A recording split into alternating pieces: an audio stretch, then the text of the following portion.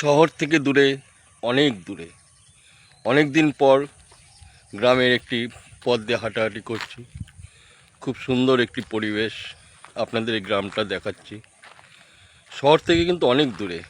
আমরা যারা শহরে থাকি তারা একদিন গ্রামে আসুন, দেখুন গ্রামের পরিবেশ কত সুন্দর।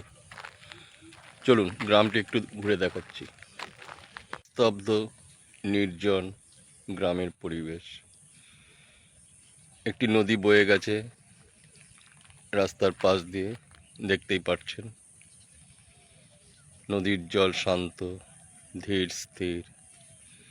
সত্যি আমার এতটা ধারণা ছিল না যে গ্রামের পরিবেশ এত সুন্দর হতে পারে।